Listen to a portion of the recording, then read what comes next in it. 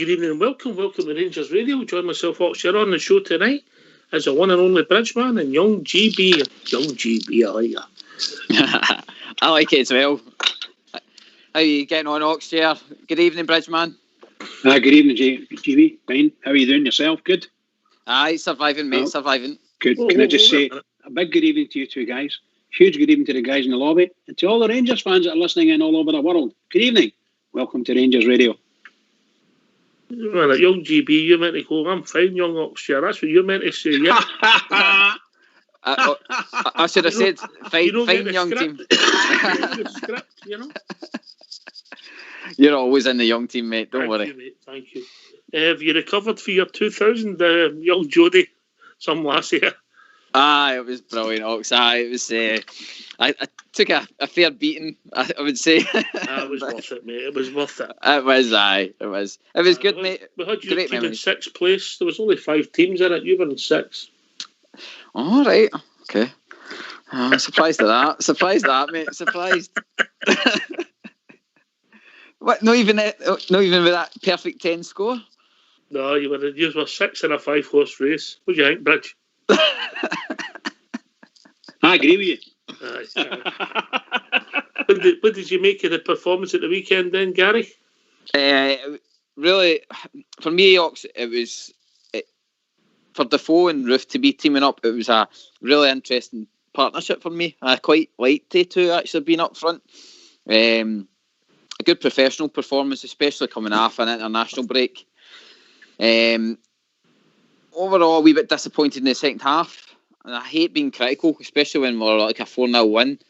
But it's just, I think a few boys got their chance in the second half. And, I mean, against Cove Rangers, I kind of did expect a wee bit more off them. But, like I say, is a game straight back after the international break. Good run out for Defoe, good run out for Roof. And minutes into the legs. And young Patterson, again, just showing quality. It's great to be in a position now that we don't really have to worry about the right back. I mean, that whole thing with Patterson could have blew up in our face, but now we're actually sitting in a position where we actually don't need cover in the right back area now. We've got a good right back sitting there waiting to cover for Tav, and obviously with the news today with Tav extending his stay, this adds to it. You know what I mean, with Tav Stein, great point, Gary, great point, and young Patterson being the, what did we say, the heir apparent, Bridge, is that fair? Yeah, I dare say you could say that. The heir apparent. It's getting wound up like that anyway, isn't it? The press are taking over. And, well, what can you can't say too much because he is, really. That's exactly what he is. He's the heir apparent. And what a fantastic game of the weekend. Fantastic. Do you think before we kick the show off, do you think it would make sense if we heard from James Tavernier? What do you think, Gaz? Definitely, mate. I would love to hear this interview. All right, so get yourself a mute, man, and let's hear their captain who signed a deal today, James Tavernier. Well, James, many congratulations. It's another new deal for you here at Rangers Football Club. What were some of the reasons behind you wanting to extend your stay here? Well, it's quite easy. You know, I started this journey nearly 6 years ago, and it's been, you know, a journey that's had its ups and downs, and we finally came to that 55th title, and I believe that's just the start of it. I want to push on and win more trophies for this club. Yeah, this season for it to go on as it has, with 55 being secured, how much hunger has that given you for future success here? Yeah, I think it's just the start of it. This is the start of what's to come. You know, this club's came from through so much. The changes that's been occurring off the scene and the improvements that's been happening behind the scenes. So, you know, we've got the full backing of the board and obviously the supporters, and it just feels like this is a start of something special for the club. For you to have been here through so much of that, from Championship onwards, what does that mean to you to have been such an integral part of this journey? As you say, it's not over yet. Yeah, I think it'll be a surreal moment when it comes to the 15th of May. But it's been some journey to come through the years and obviously the struggles that we've had. And, you know, we're finally seeing the light at the end of the tunnel. We're at a great place, and we've got another cup to go for this for the end of the season. When you look around you at the club, how excited are you by the potential of this group to keep on pushing? Yeah, it's the best team that I've played with, and I'm sure the board and the gaffer will be looking to improve the team in the areas that we need to. So I'm really excited, and I know the boys are really excited to push on with Champions League qualifiers next season. It's always something that you dream of, walking out to that music, and I can't wait to lead the boys out doing that. In short term, the opportunity to go on, make it a double, hopefully, as you said, and also finish the league season strongly. How exciting is that for you? Yeah, 100%. I can't wait to get back fit. I'm not too far away. The boys have got a tough game, obviously, this weekend against Hibs, but then we'll have a strong opposition against Celtic when we meet them in the cup. So, we're looking to finish off the season like we started, really strong, and hopefully we can add more silverware, and that's our aim. And what you said, having come from the Championship, grown in the Premiership, win the Premiership, and now the opportunity to qualify for the Champions League. I mean, that journey to get there, and now that opportunity. Talk us through that. Yeah, it's been a long time. It's been 6 years, but it's made me who I am today. It's given us great experience through the journey, and seeing the players that have came and gone, and the managers that have came and gone. I've learnt a lot of things throughout that course. But one thing is that the fans have always stuck by us, and a credit to them. And you'll never see any supporters like that around the world. So it's absolutely amazing what they give to the team and myself. So it's only, like I said, it's the start of something really special for this club where we're at now. And it's not the end; it's the start of something. So yeah, I can't wait. You talk about the fans there, and you're right. The backing from them for yourselves always been there, but you're now will be the iconic captain that has won 55. I mean, how do you deal with that and look to push on even further? I think obviously the 15th of May, I think it'll really set home of what we really achieved, and hopefully we can have the fans into the stadiums then, so they can enjoy it with us. But you have that little taste of success, and you just want more and more. And obviously the Scottish Cup, we're in it to win it. You just want to constantly win more and more trophies. And it was an easy decision when the club offered us an extension. I've got still unfinished business. There's cups there I've not won that I want to win. So I'm looking to stay. And what is it about this club that has had such an impact on you? Why was it so easy for you to sign a new deal? Because this will be a 9-year association you'll have had with the club, hopefully longer. But even by the time this new contract is up, I said it from the very start. When Matt Warburton brought us through the doors, and it was the first club that gives the foundations of giving me the platform to play football, and I've enjoyed it ever since. Obviously, said there's been ups and downs through that, but this is a club that's given us the ability to showcase what I'm about, and I'll continue giving back to the club and the fans everything that I've got. So, like I said, it's the start of something, and I can't wait to get back out there, put on the jersey again, and keep performing well.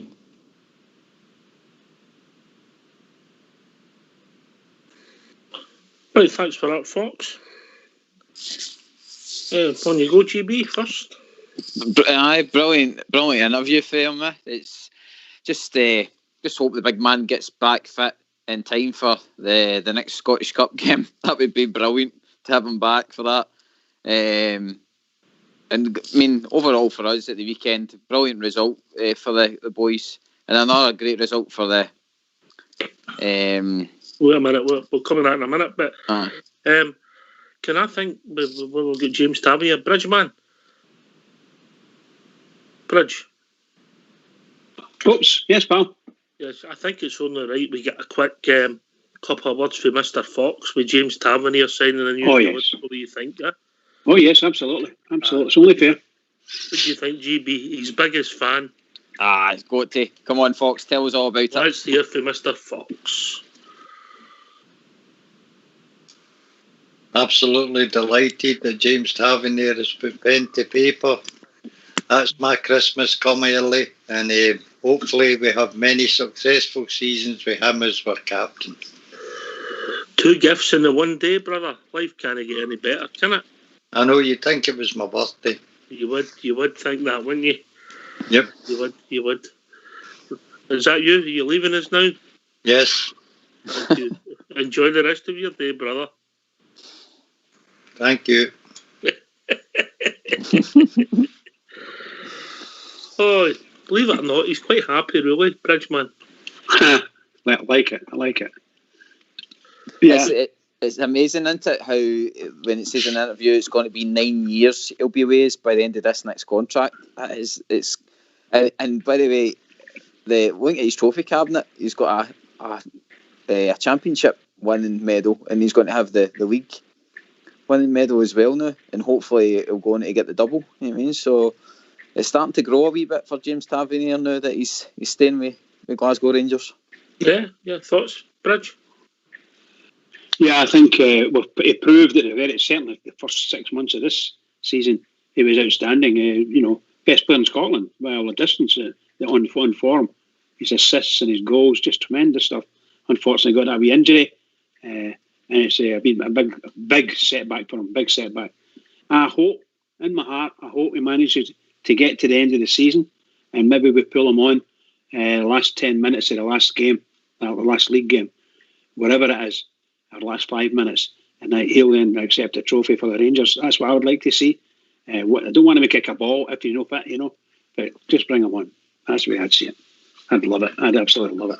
I think the guy's been tremendous and really, really good for Rangers and Scottish football, may I say, and Scottish. Yeah. There's a real learning curve in there for the coaching team, GB, when he first done that, and it was the Antwerp game, which I took him off right away. None of us playing with the heart, not with the head. You know what I mean? Mm-hmm. It was a strange one, Ox, because usually Steven Gerrard is pretty on the ball with that kind of stuff. He doesn't risk them usually, but maybe it's been James Tavernier just saying to him, "Look, I want to be a part of this game" and all that. But we even heard that week, wasn't it? That week running up to it, somebody in the press came out and said that he'd had a knock during training and stuff like that, and maybe I should have just left that alone. But hindsight's a great thing. At the end of the day, it gave Patterson his chance, hasn't it? And now we've kind of got two places cemented down there. I was looking at it for the Patterson situation that we might have to go into the transfer market and get somebody. And the way it's worked out is we're actually going to be saving money now because we don't really need another right back with the way that boy's playing. Yeah, and obviously there'll be competition for places, and the young pup will be wanting his jersey. Bridgeman, that's why it works, isn't it?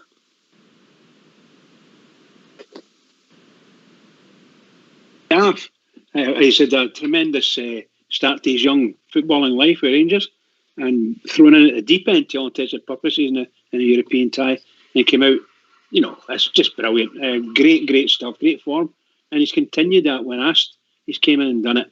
Unfortunately, a big black cloud hanging over his head. The club are going to do everything they can to get as much of that lifted as possible. They may not win that type of case, but the truth of the matter is, this boy is going to go places. He's a fantastic wee player. Fantastic. You want to have jersey, eh? Oh yes, absolutely. That's what the game's all about. That's what the game's all about. Works, isn't it? You might find that he injures Tav in the training ground. Not that you would ever done anything like that. Oh no. You just don't do these things. You just don't do these things. No. Never a bad word spoken. Was it the kitchen sink and everything, Bridge, when you went in for the tackle? No. To be fair, mate, when I looked at it, mate, every time he done it, he always picked him up. All right, the guy's leg was dangling, but he picked him up. That's just shocking saying that. Just shocking saying that. Do you know who gave me that information, GB? Who's that? Mrs. Bridge. Oh, right. She would hang out the dirty washing for that, I'll tell you. She would. But he looked on grey Ox, didn't he? The young Patterson. Great news for the club. Great news, Gary. Great news. We're tying up our assets for good players. All right, Tav will be moving into the veteran stage, whether we like it or no. We'll be moving into his 30s, but 29, maybe the new 31. Now it used to be 29. You were at your peak and moving over. Now it's maybe 31. Yeah, as we both know, me and you, Gary. Of course, mate. Of course, the young team. What a pair of shockers. I was actually going to ask the Bridgeman about it. I mean, how important the Scottish Cup is, and like going by the way we're going just now, that's us marching on to hopefully our 34th Fox Scottish Cup day. So won it for 12 years, mate. 12 years. So like probably, do you think like it's something we should be focusing on more since it's been so long, or do you think it's just been the sign of the times for us? We should have won it against Hibs, Bridge, today. We were at that game together, weren't we? We should have won the game, Bridge. We had the game won, gave it away. 2015, 16. Something like that. Yeah, 2016, was it 2016? 2-1 up with a couple of minutes to go, and we put Nicky Clark on. Mm-hmm.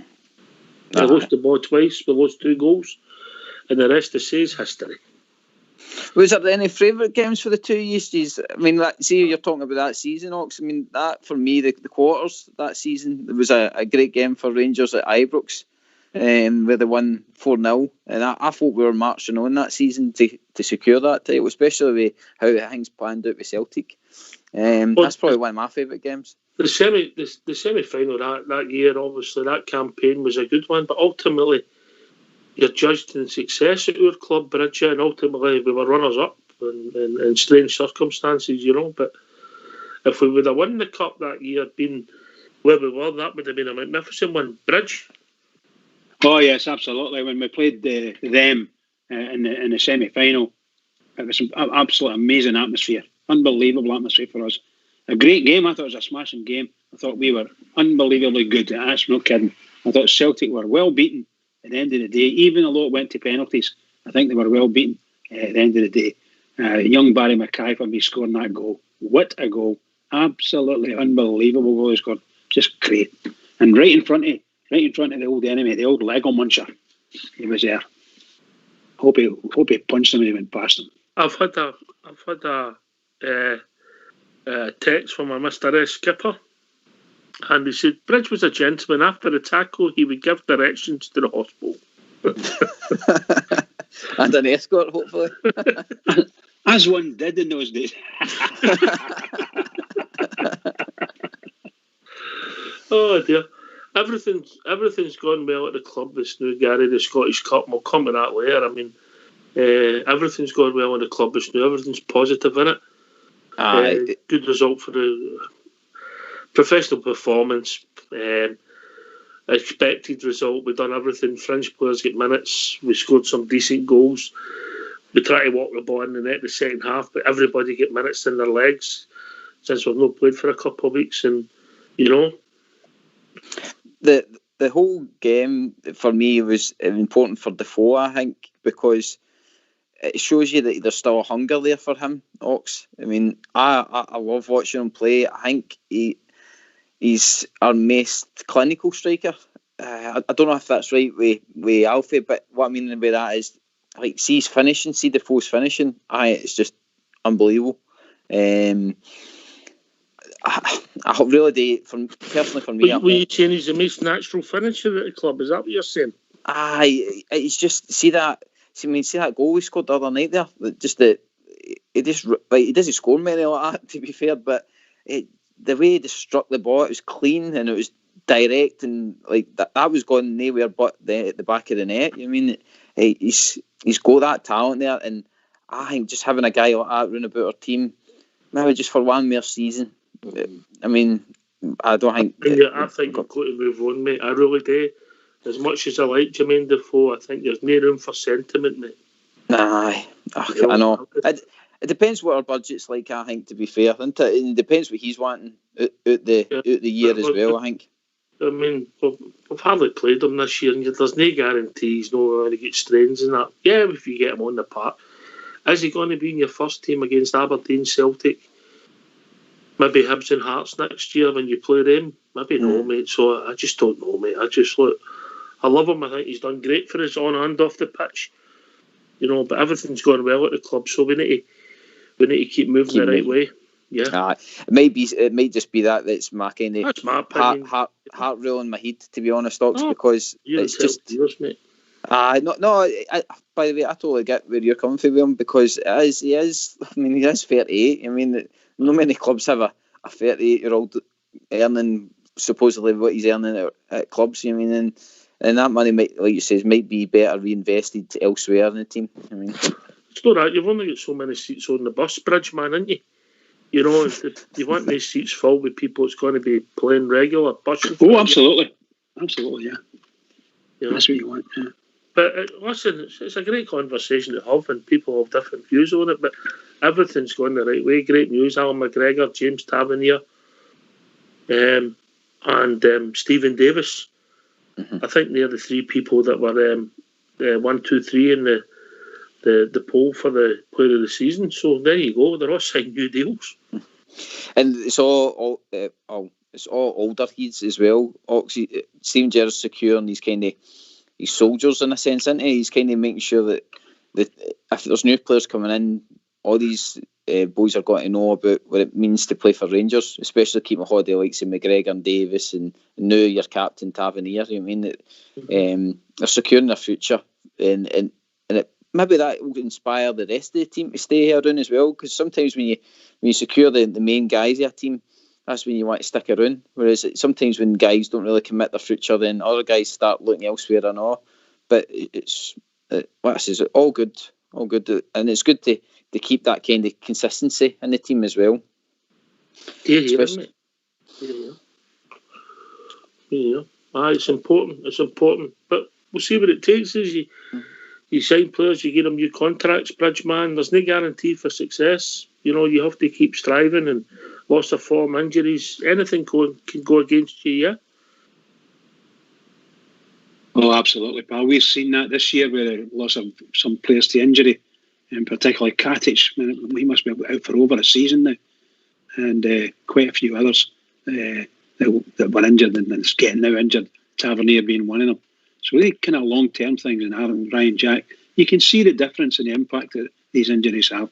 So Rangers have been quite fortunate, I must admit, and the other side of things, where a lot of their players are really fit, and they're up to the task. So, I mean, you're talking about the success the club doing and stuff like that, and I mean, it just shows you we are even our women as well there. No, the one at the weekend 6-0, I think, and scoring goals and top of the league as well. Maybe the whole Steven Gerrard philosophy is starting to filter through the full club. You know what I mean? And that kind of mentality, a win-win-win. You know what I mean? So hopefully that's going to spring the lassies on as well. You know what I mean? Oh, I'm glad you mentioned that, GB, but you didn't know this. Earlier on the night, we were joined by Lizzie Arnott, one of the goal scorers at the weekend. Twice she scored. So if you get yourself on mute, you're going to hear from one of your star strikers in the women's team, Lizzie Arnott.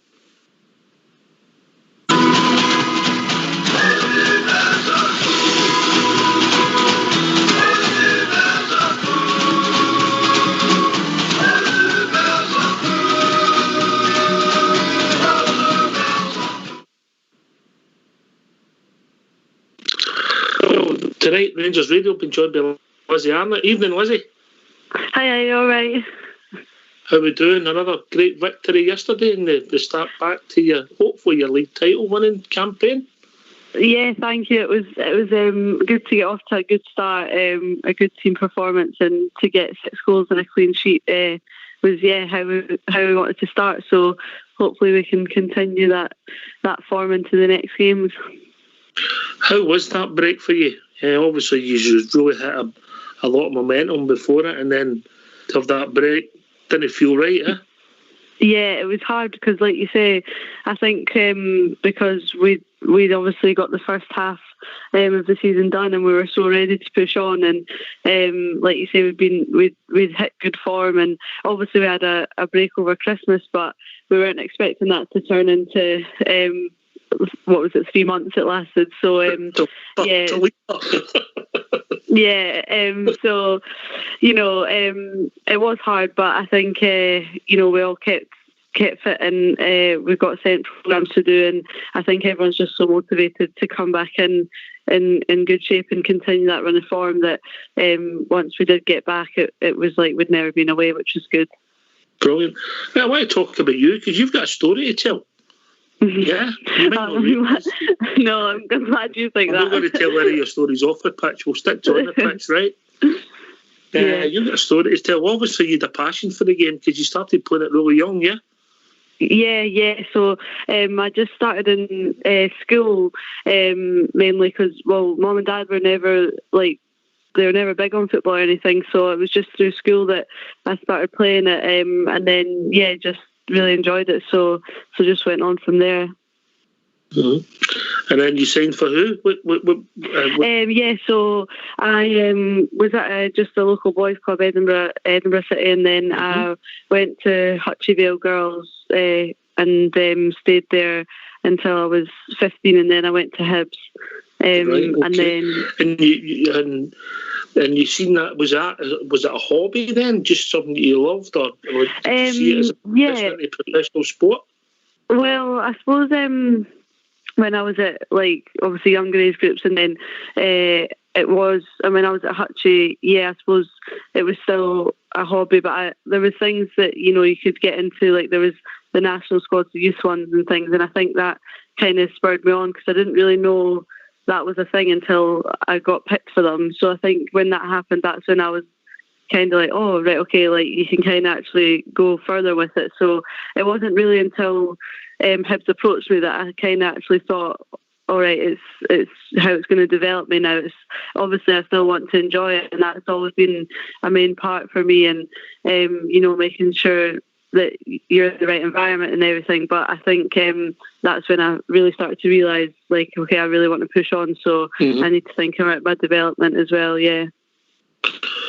So you've signed with Hibs and you've started getting representatives caps for Scotland under 15, under 17 level, and you're scoring goals. Yeah.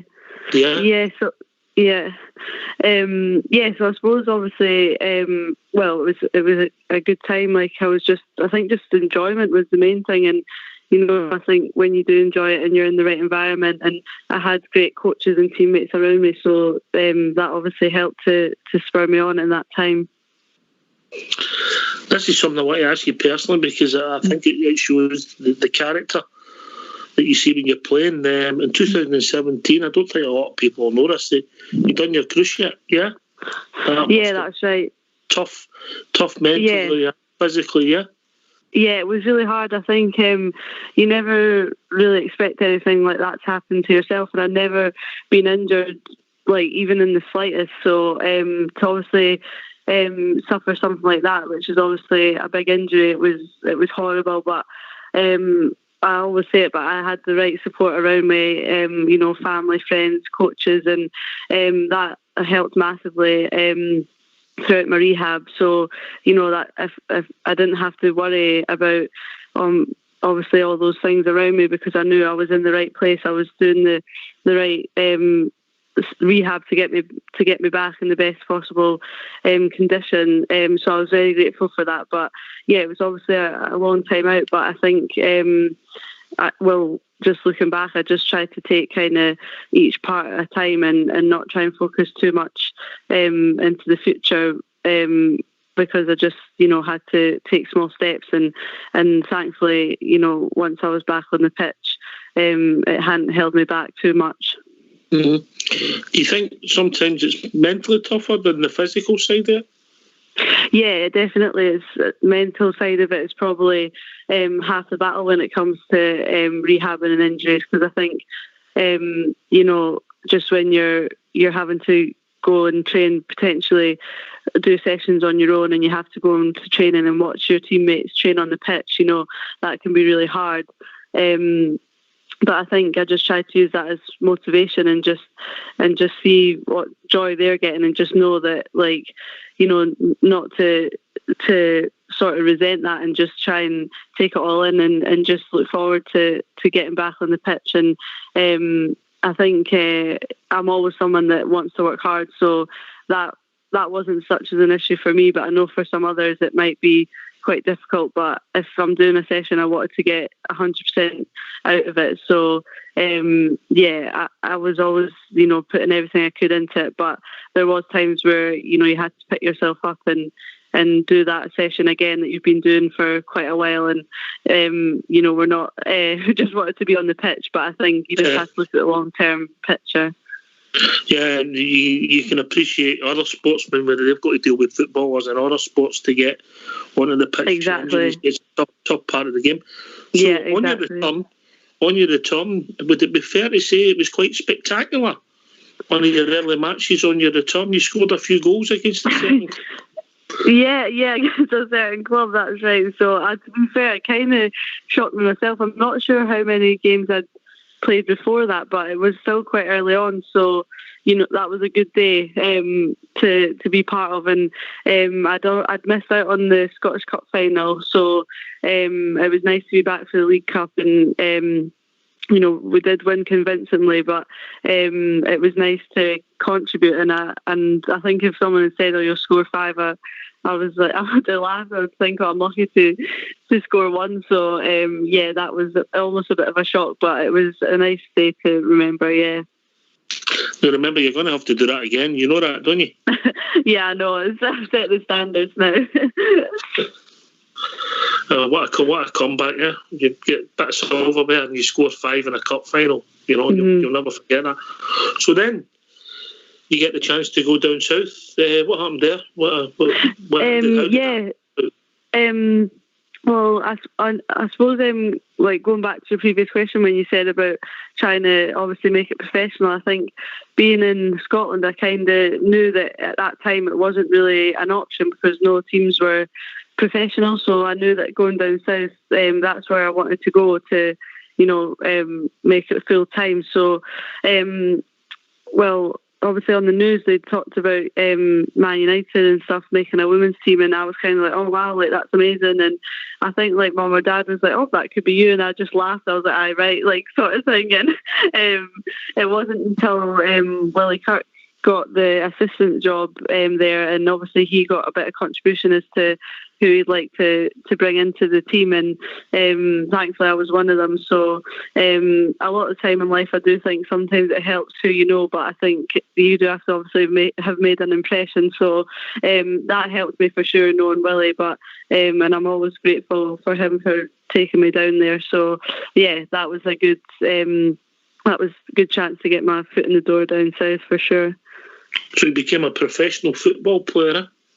Yeah, exactly. And I know, like, as cliche as it sounds, it had been a dream, obviously, from when I realised, okay, I can actually try and make it something. So, it was just crazy, and to be part of a club as well, like Man United, I think you just realise the scale of it when you're a part of it, and they were obviously new and up and coming in terms of being professional and trying to get into the top league. So yeah, I felt really privileged to be part of that. If I've done my research right, you've got a claim to fame with Man United professional ladies, haven't you? You could say that potentially, maybe. But yeah, no, I think if you're referring to our first game, that was obviously massive to be part of that.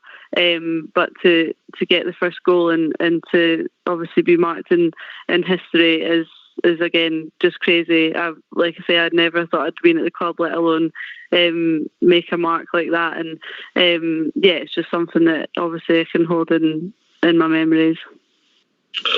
So you're 22 years of age. You scored 5 goals in the cup final. Yeah. Yeah. You represented your country. You've scored Man United's first goal, which was a winner against Liverpool. Yeah. And you don't think you've got a story to tell? Well, no, thanks for picking me up, because I'm not someone who really does that. I just kind of go along doing my business sort of thing. Yeah, and obviously Man United, you played some games, you've scored some goals, and then you get a chance to move to the world's most successful football club. How did that come? Yeah, so Well, obviously lockdown happened, and I moved back home, and I knew that Rangers were obviously had been putting a lot of investment in. I had a few friends at the club, and I'd also been speaking to them. But just my contract was running up at United, and obviously I hadn't been playing as much as I'd like to in the latter season. So it was a decision I just had to make, and that was definitely the right one for me at the time. And like I say, I spoke to Rangers, and it just was really exciting to hear the journey that they wanted to go on, and I just wanted to be part of that. So I'm just really happy with my decision. Before we come to that, you played in a World Cup final, and also, how was that as an experience? To be part of the World Cup squad was amazing, and just to be able to say that, like, I went and I got to play in a game. Well, I suppose a couple of games, but one was just for a few minutes. But just to have that experience was amazing. Obviously, we would have liked to have gone further in the tournament, but I think it was just such a big learning experience for all of us, and we're still quite a young squad at the time. So I'd just love to be able to do something like that again. You were robbed. And remember, that was only a year after you came back for your cruciate, really. Yeah, put it in context, yeah? Yeah. Well, was that maybe a couple of years. Yeah. So, it was nice to be part of that, because I think you never know how it's going to be after you've been injured. So to get kind of back on track and still involved in the squads was massive for me. So you've come into Rangers, and how did you feel the setup was, and how have you enjoyed it? Yeah, I've loved it.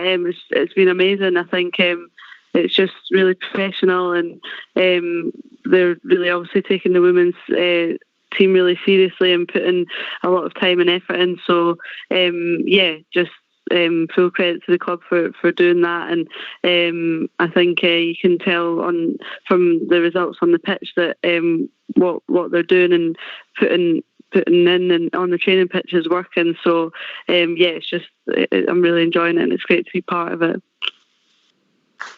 Can you describe the difference? Obviously, going full time to part time when you were with Hibs. Can you describe the difference?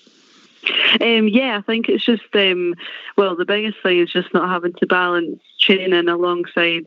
Well, I was at uni at the time, so I think it's just nice having that sole focus is football, and you obviously get that extra recovery time, and then that means you can try and put a bit more into training. And I just think the all round. I think with Hibs it was really good because they did try and make it as professional as they could, and they were always trying to help to push us on. But I think at the end of the day, it wasn't everyone's full-time job, so they didn't have the full facilities and obviously like everything that goes with it to help us in that respect. So I think just to have that at Rangers is really helpful.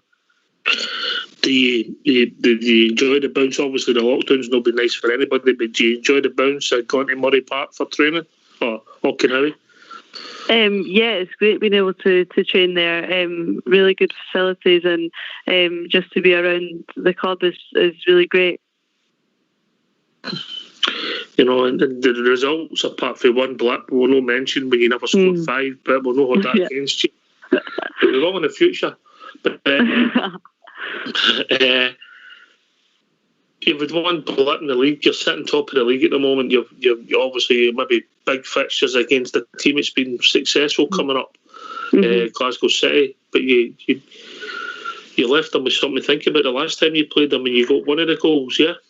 Yeah, I know. I think, like you say, the defeat to Celtic was hard to take. So I think we just really wanted to bounce back and make up more of a mark, especially against a team that have been champions for so many years. So it was really good for us as a team to get that result and just hopefully help us push on now. And I think we can take confidence from that. But we know when we play them again, it's going to be a completely different game. I think just the circumstances that when we played them, obviously they'd lost players and we'd gained, and it was in the middle of their Champions League games and stuff. So I think it will be completely different now that they've obviously strengthened their squad, but I have full confidence that that we can go out and perform and get the result we want. Do you feel a sense of expectation amongst the girls and the squad, because the whole club's in a good place and you are helping drive that as well? I suppose that there is, in the sense that they've put a lot of investment in, so we're full time. We're only one of the few in the league who can say that we're full time, so there is that added pressure and expectation, but I think we just try and thrive off that and just try and use it as an advantage. And but I think at the end of the day we're all just there because we love it, so we try not to think about it too much and just do the best we can for the team and the club. There's some great coaches there, some great coaches. Yeah, really good. Yeah, we're really privileged to have such good coaches and with good experience as well, and who also just love the game. So they just want the best for us, and you can tell, like in training and on Zoom calls and stuff. They're just always trying to make us better and educate us as well. And I believe a few weeks at the start of the year, you had a message from the gaffer. Mr. Gerrard spoke to you. Yeah, that was amazing. He came on a Zoom call and he was just giving us an insight and he was showing us some clips and just sharing his knowledge. So it was really helpful, and I was a bit starstruck, to be honest. So I think we all were. So but no, it was really good. Did they show you how to dive across the dressing room? No, I didn't, but no, I did see that. It was classic, yeah. So the hope for obviously the men's team, the first team, is to play in the Champions League, and hopefully it can be a double in the Champions League next year. Yeah. Yeah, that's our aim. Obviously, to be part of that would be amazing, and especially with the group of players we've got, I think we're definitely capable of getting there, and hopefully we can, and it would just be a real experience for everyone and also the club, because I'm not sure if the women's side ever has. So it would just be really good to be part of that, and I think the people that we are and the players that we are and coaches as well, and also as a club, we've got so much ambition, so we just really want to try and get there and make a mark. And what's your personal hopes and aspirations? Obviously keep fit, score goals, but where do you want to be in a couple of years' time? Yeah, well, like I say, I'd love to be in Champions League, and I think you look at the level that the teams are playing at now, and it is frightening, the standards. And you look at the teams down south and how they're competing in Champions League now. It's amazing. So I think it will take obviously a while until we're near that level, but hopefully with the right investment in the league as a whole could really help. But I think just to be part of something like that, where Rangers would be amazing, and obviously just want to add some trophies to that as well. Have you been recognised yet? No, not personally, no. No, but it's not that's not in the forefront of my mind. I'm just happy where I am. So, if that was the case, then so be it. But I'm just focused on Rangers right now and just happy to be here. Have you get the 5 goals against that team that you promised me? Yeah, you will get recognised. Yeah. Yeah, hopefully we can replicate that again. Yeah, you will get recognised. Listen, it's been an absolute pleasure talking to you. Your passion for the game shines through, but your guts and determination to keep going and meet the top of the level and be scoring goals, hopefully to drive us on to the league title, is absolutely superb. You're a credit to yourself and your family. Oh, thank you. Thanks very much. It's been nice to talk to you. All right, thanks for that. Okay. When you win the league, yeah? Yeah, of course. Right, thank you very much.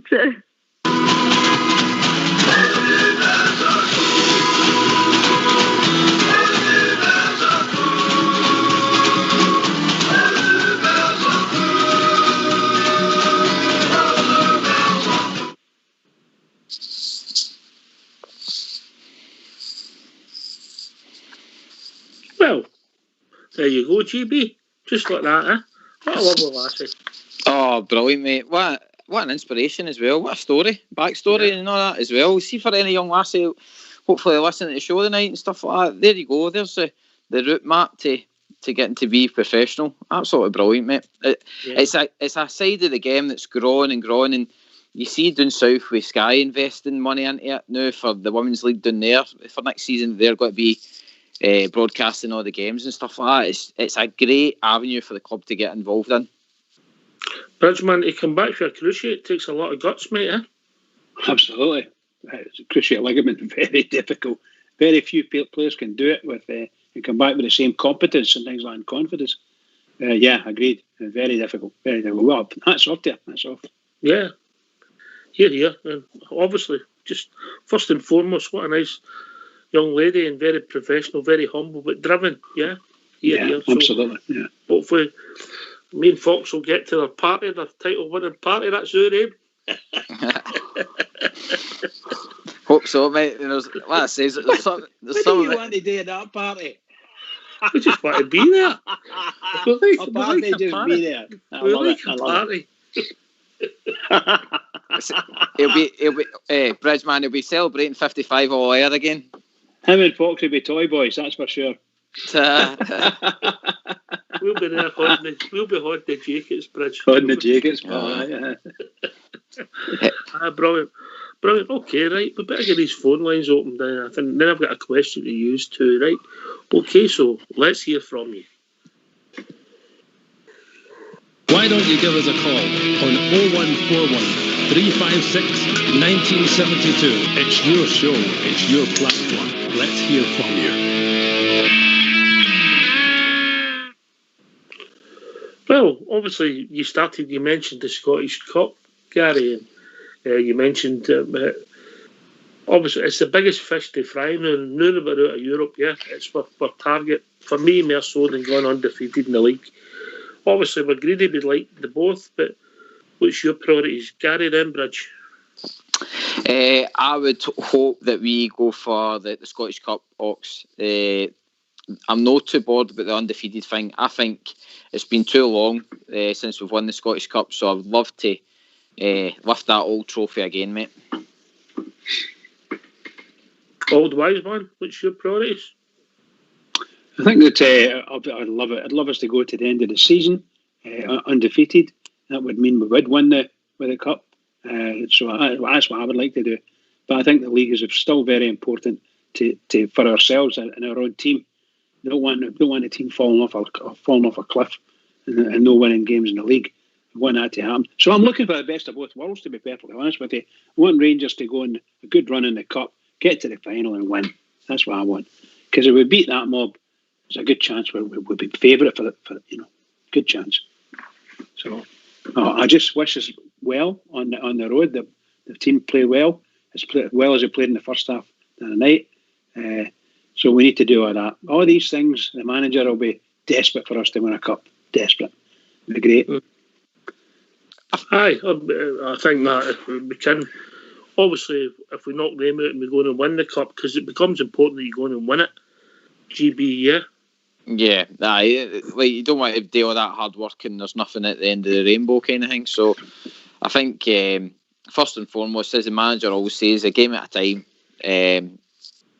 And what I say is, hopefully, with Tav saying that that's him on the grass and getting fit and stuff like that. As much as I enjoy Patterson and the team and stuff like that, I think it would be great to have our captain back for this run in. But really important. I would love the double, to be honest, Ox. It's just like I say, it's been far too long. And the Scottish Cup, it is a great cup to win. The League Cup's the League Cup, but I think the Scottish Cup's one of the ones. It's so old that I think it's a privilege to win it. It's like Bridge. It is old, but it is beautiful. But I'll tell you, I'm not being funny, guys. This big game coming up in a couple of weeks' time there for the cup. That if we win that tie at Ibrox, that could finish them. That could actually finish that club. They just don't know what's coming to them. They just don't know. There should be an absolute fear, and there will be, Because if we beat them at Ibrox, there is nothing left for them. Nothing. Seriously, nothing. And if we beat them... Sorry, pal. Sorry. No, sorry. I was just going to say, do you think this is a time where we put down a marker then? Yeah, I believe so. Look, I don't know what the manager's thinking, whether he thinks, well, no bother playing them that well. I don't think that's going to happen. So I think he wants to go out and show we're undefeated at Ibrox. So that's what he wants to do. And I would imagine he wants to finish off like I finished off the season in the local games. And by the way, it makes no difference. It's them. We've got to beat them, and we're at Ibrox. So I think we should want to do that at Ibrox, and it'd be great. And they'll be wailing and gnashing of teeth over in Parkhead. That's for sure. That's absolutely for sure. How did they do that? Exactly. And by the way, there's still. I think it was Port Bear was saying the other night there. He didn't think there was much. He wasn't holding out much hope for that chap coming in. Wait a minute, they're so far down the line they don't know what they're doing. Unbelievable stuff. And never mind, I want Rangers to win all the time as normal. I just wish we were getting into the stadium now and again just to see it. Yeah. Great. It's obviously it's not the same game without the fans being there, Bridge. All the games are not the same games without the fans. Yeah. I think that's a big thing we've discovered, and I think players should maybe be a wee bit more humble with their demands. When they look at the game and they're maybe looking at their wages because they're nothing without support being there because it's just not the same game, in my opinion. Don't know what you think, GB. No, you're right, Ox. At the end of the day, if football continued without any fans, then there would be no football, mate. It's just what it says, and the way things are going to go with the pandemic and everything, then if fans get in, it'll be one of the things where we'll appreciate it more, I think, mate. And the players, to be honest, because they'll probably forgot what it's like to have that atmosphere. And I can't wait to hear it back again. I mean, even myself, it's been that way. You turn up to Ibrox and you hear them coming out to Simply the Best and stuff like that. Oh, I mean, see if we just even get some fans in for that game on the 15th, that would just be amazing. I don't see it at the moment, if I'm being honest. Hopefully we'll all be back together in the stadiums, everybody's safe, jagged up, and we're all back in together. And Absolutely. I think that obviously I'm wary of playing them because it always was all through my career and my career following Rangers and just being a fan abroad, it was always a big game for everybody who supported Rangers. But I just think that's going to be such a tremendously big task for Rangers between now and the end of the season. How many games did you say? Well, we've got obviously potentially 4 cup ties left. The last 16, the quarter-final against St Johnstone or Clyde, I think it is. Then the semi-final, and then the final, and then we've got 5 league games, Bridge. Yeah. So 9 games, that's what it was. 9 games in total. 9 games, potentially 2 Old Firm games and a cup final, potentially, yeah. Nice, exciting run into the season. But we've got to do the business. Absolutely. A week on Saturday at 4 o'clock. What did you make of that, Bridge? A week on Saturday? At 4 o'clock. Is that when the game is? 4 o'clock? Yes. What is the matter with us? What's the matter with our league? Have you been in Mars? No, saying, what is the matter with our... I knew we were playing them and it was either a Saturday or a Sunday. Yeah? And you're telling me now, confirming that it's Saturday. I never expected it to be 4 o'clock. What is 4 o'clock? What are they in? And it's a Scottish Cup tie. Unbelievable. I don't know. When they moved the Scottish Cup tie for the Wednesday and the Thursday night to accommodate Sky TV, I think in 1992, mate, that was the beginning of the end. Beginning of the end is the truth. That's the truth, pal. Beginning of the end. 4 o'clock, but, well, we'll just need to go and beat them, GB. That's all we have to do, yeah? That's it. Full focus. Like I says, get the game out the road at the weekend coming up, and then full focus onto that. And by the way, at the weekend there, it was good to see Roof. Roof looked hungry again. Keep that boy fit, and we'll be dancing up front as well, Locks. I think we need to get him fit, mate. If I'm being really honest. Yeah, 100%. Yeah, I don't think he's fit. At the weekend, though, I think that did go a wee bit away to to get him there, because he was like a wee poacher again back in that box and stuff. So he's got it all. He's got all the tools there, like you say, get that man fit. Maybe he's done enough to get a start against the Hibs and get even fitter. Gary, I think so, Ox. I think so, definitely, mate. Because there shouldn't be any holding him back now. I mean, he's came back for, was it 2 calf injuries? He's came back at. So, like I says, it should be full fit to the flare now for him. Because, like I says, you've only got so many games left of the season, and you want to kind of make that impact. You know what I mean? But I imagine Big Alfie will have something to say about that as well. Well, Alfie will be playing through the middle, hopefully. You in the same camp as me, Roof, just even though he scored the 2 goals, Bridge just needs a bit more time as well. Oh yes. You can see it on his face even. He's determined, very determined, and he's hardly smiling, if you follow what I mean. But he knows what he's got to do. He's got to go out there and do the business. Every time he's out there, he's got to do the business, and he started doing it. He could have had a hat trick. Quite easily had a hat trick. That one to come off the post, unlucky, very unlucky. He did a hat trick in the first half, Bridge. I'm saying that, it's the boy. I think the boy's a smashing player for us, and he knows where the goal is, and he wants to score, which is great for a striker. You get somebody in there, and I think Defoe is like that, but you can see he's not quite as quick off the mark. I don't mean he's running wise. I mean his mind. He got a couple of good chances, and they just didn't get them on target. If they'd went on target, it'd have been the cod. That's what I was saying the other night.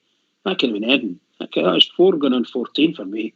Tremendous for the Rangers. I know what you mean. He's a finisher. We'll see what he gets. Maybe he's pushed fine for that right-hand side spot. So it'll be interesting. Good point. Yeah, it'll be interesting to see where we go about GB here. Aye, and like I was saying at the start of the show, Ox, I enjoyed the front three at the weekend for the first half there. That Wright and Defoe and Roof, it was a bit different for the usual three, obviously, like the way they played. I think it was more, Wright gave us a wee bit more, I don't know, in the box. He was quite like, he would shuffle back and forth, and he would get the kind of wee passes straight across the goal and stuff like that. I feel Kent's very direct. He gets the ball and goes towards goal, if you know what I mean, whereas Wright seemed to be in the box and do his work, and then get the pass off to Defoe and Roof and stuff like that. So I quite enjoyed it. It was like, I don't know if I'm right or wrong here, but it felt as if it was like a kind of 2 up front with Wright kind of playing after them. So I can't see Defoe starting at the weekend, but I did enjoy the kind of way that Wright was working with Roof and stuff like that. So hopefully there's more of that to come. You hear about, get yourself some mute. We're going to have a tune.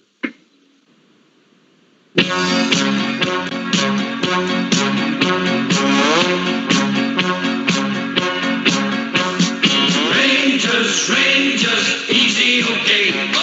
Look out, everyone, we're on our way. Football is the game that we play all over the world.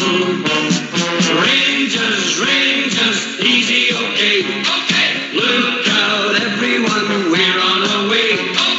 We can show the world how to play, for we are Rangers, okay. Won't you come and cheer us?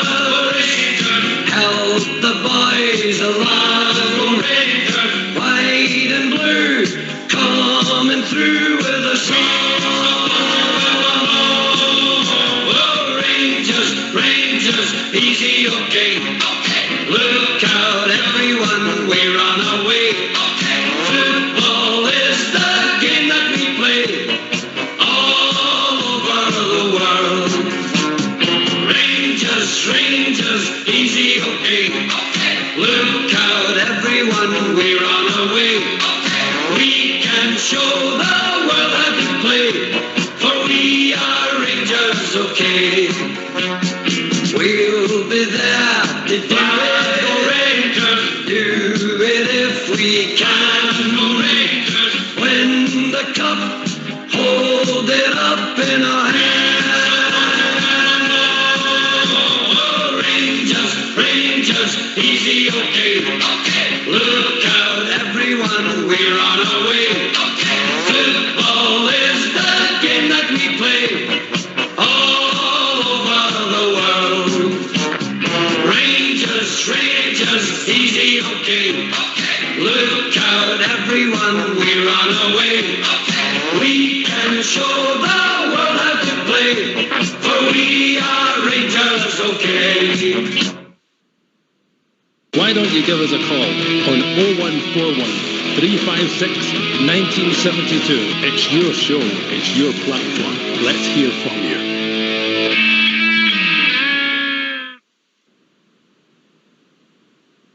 Thanks for that, folks. And you're right, let's hear from you. Come and join us. 0141 356 1972. Okay, I think you've got a question for us, GB. Aye, mate, no, it was obviously we were talking about the Scottish Cup at the weekend there, and you know what I'm like with my history. I love hearing the stories, mate. So obviously you're in the young team, but Bridgeman and Bob Jer and Robert and Andy and all that, they all love telling the stories. And is there any Scottish Cup games at Ibrox? No, at Hampden, because we know what happens at Hampden. We always win at Hampden anyway. But is there any games at Ibrox that kind of stand out that you enjoyed back in the day, or up to even this season's run? Have you enjoyed any of the games you've watched? Well, we've only played one, haven't we? Cove Rangers. Aye, I suppose. Oh, that's the one I was going for. Well, I hope you enjoyed it then. I really enjoyed it. Obviously, we won it there. I was racking my mind. I think, to my memory, we've only played them once at home in Ibrox in the distant past in the Cup. Most of the times we've been drawn at the Cup, it's been at their place, Bridge, yeah? Indeed. I think the one when Jamie Ness scored, I think we drew 1-1. Bruin scored for them, and I can't remember who was sent off, but we should have won the game and we never, and we lost the replay. But I can't remember us playing them at Ibrox before, but we've had some fabulous cup ties back in the day. But I need to go back a way back to a couple, mate, that really stick out, and it's going to be strange considering the amount of games, but two stick out for me, mate, and they're quite a few years apart. One was a fourth round tie in 1976, mate, and we're road to the treble. Aberdeen were managed by, I think, Ali McLeod was still their manager, and he was talking them up. There was a crowd over 60,000 at Ibrox, and we run out 4-0 winners. Aberdeen had a reasonable team. They were starting to get a team together, and I think they just beat us 5-1 not long ago, the previous season in the semi-final of the League Cup. So we got a bit of the French with goals for Derek Johnston get the first, Al McDonald get the second, Martin Henderson get the third, and Derek Parlane got the fourth. We won 4-1. Rangers team, a lot of legends in it: McCoy, Miller, John Gregg, Tom Forsyth, Colin Jackson, Alan McDonald, Bobby McKean, Johnny Hamilton, Martin Henderson, Tommy McLean, Derek Johnston. Substitutes who came on were Derek Parlane and Sandy Jardine. Over 60,000 there. It was when the cup get bigger crowds in the league got Bridgeman, yeah. And indeed, it was as a case. It did get bigger crowds in. Aye. Was it at Ox? Was it see, now you're saying there were bigger crowds. Was that because it was a Scottish Cup? Like, for me, I always see the Scottish Cup as like when you look back at the winners there, like, I think, is it Queen's Park's won the Scottish Cup and all that as well? I went back in the day, aye. The boys. So, like, it's got a lot of history and stuff like that. And, like I say, I always enjoy a good day out at Hampden, especially in May. When we do pick up the cup and that. So is that how, like, there was maybe crowds there to kind of... You didn't have back pre-Soonest, back before you didn't have season tickets, so people they chose their games. Right. The weather might have been a factor, the opposition was always a factor. Some people never went away, only went to home games because they went to the reserve games as well, only went to Ibrox. So, but the cup you would get bigger crowds at the cup because it was a knockout, and you could go. Whereas the league was a marathon, the game was a sprint. Right. So there wasn't any replays then either. It was replays. Aye. Right. Okay. Right. In fact, at that time, I don't think there was any penalties. I think you went to second and third, fourth in replays. There was no penalties then. Right. I remember the 1979 Cup final went to the third replay. It went to the second. It was the third game, and we beat Hibs 3-2 in extra time. It had been, I think, from memory, nothing each, and then nothing each maybe, and then we beat them 3-2 in extra time in the third game. And would that obviously generate money for the club then? More money? Aye. So it was a good money spinner then as well. Well, obviously you had to give the other team part of the money. That's the downside. But that was a money spinner. That's good. So on our way back then, it was a big game on the way to the treble, and we won it, and we went on and won the treble in 1976. Beat Aberdeen. Beat Hearts in the final. So it was a successful campaign. Back a wee bit bridge, but it was a great result, and it was a big cup tie at Ibrox. Aye, absolutely, pal. Absolutely. You're no kidding. Great stuff, Great stuff. Lovely listening to you about these things. It's great. It's great. Ox, was it? I kind of see when you're saying like when the crowds were turning up and stuff like that for a pushing for a treble. Would you say it was still as important as it is today? Back then, it was.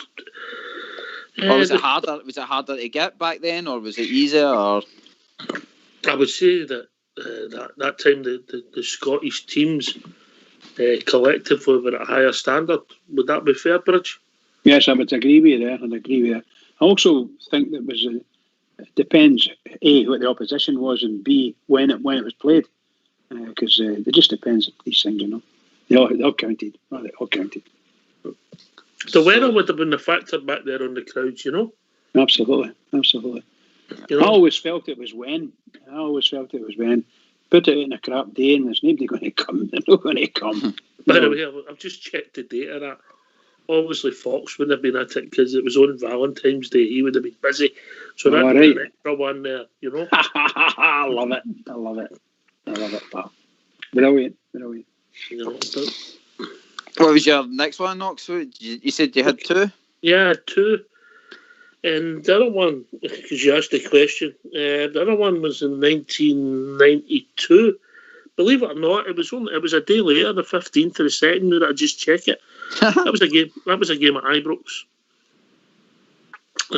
With a great team of Andy Gorham, Gary Stevens, Davy Robertson, Richard Goff, Nigel Spackman, John Brown, Gail Gordon, Ian Ferguson, Alan McCoy, Paul Rideout, and Alexei Mikhailichenko. Gary McSwiggan come on as sub, and we were struggling. Against a Motherwell team. We were playing decent stuff. I think from memory the boy Doug Yarnett was giving us a short time, and we got two bits of brilliance by Alexei Mikhailichenko, dragged us 2 goals in the 65th and the 75th minute, and we went through. We beat Celtic in the semi-final, and we beat Airdrie in the final, and we had to win the cup for a few years, and it was a fantastic journey. We won the double that year. Mikhailichenko stamped his mark on the Rangers that day. I'll tell you, 2 fabulous goals, 2 fantastic goals, brilliant. So there you go. That's the games at Ibrox. Obviously, we're asking people if they've got any to phone in, mate, or do they not care about the cup? Do they not care about the cup? That's a big thing. Do they care about the cup, or do they not care about the cup? Yeah. Aye, no, definitely. Because it can be that way that folk are, that the league's the be all and end all, and it is to a certain extent this year. But for me, I think we should get back into the ways of wanting the trebles and wanting the doubles consistently. Bridge, you get one to pick out? Yeah, I've got one here. It's from 2009 season, 2008-2009. It was against Hamilton at Ibrox. Rangers won 5-1. Seemed quite an easy victory, but the game was It's a lot tighter than we think, you know, but then all of a sudden, certain parts that come on. So Rangers' team at that time was McGregor, Whittaker, Bugera, Weir, Papach, Davis, Mendes, Ferguson, Niguez, Lafferty, Miller. So pretty good. Papach got booked. And then our goal scorers are Whittaker, 2, Lafferty, Niguez, penalty, Davis and Lafferty again. So we get 2 goals. That was the last time we won the cup. There you go. We went on it. They ended up that year. We went on and won it against Falkirk. Was that Novo scored the goal. Novo's goal when Boyd had to go off because it was too warm. That's right. Yeah, too hot for me. It was a great throw in, right on, let Novo run straight on. He was only on the park like 15 seconds or something like that, and he had that lob ball right over. It's tremendous stuff. Just brilliant. You have to win these games to get to the games. Anyway, we'll be joined by Andy Felice, even Andrew. Good evening. Good evening, Gary. Hi, Andy. Bridge. Hello, Andy. Yeah, you see that Aberdeen game you were talking about there? I remember that because I ran away from home for the whole week there that week because we had actually the week before, Gary's on about the big crowds there, but the week before we actually played them in the league and beat them 2-1. And they had it doing it something like 35,000, but you could have put another 10,000 on that. And then the following week we played them in the Scottish Cup, obviously won 4-1.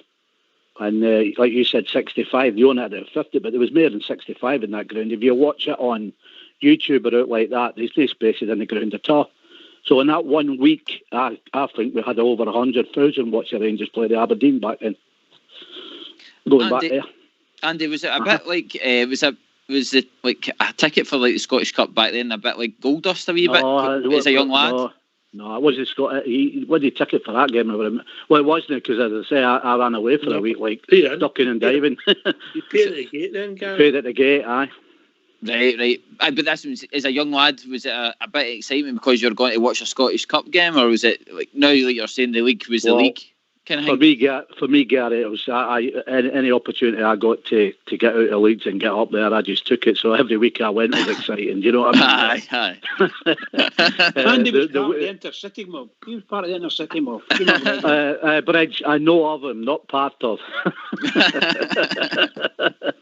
I'd have had that if that's what you mean. But no, I reckon in that week we well over 100,000 watched the 2 Aberdeen games, the one in the league and the one in the cup. But in fact, we were absolutely fantastic in the Scottish Cup that day. Absolutely brilliant. I think we could have murdered them more. But they're great memories. I mean, that day you used to get a lot of people lifting people over the turnstiles and all that as well, Gary. You know, so your crowds were far bigger than what they said. You go and get the old Evening Times, and they put attendance at like 25, 26. And my old man used to, at it.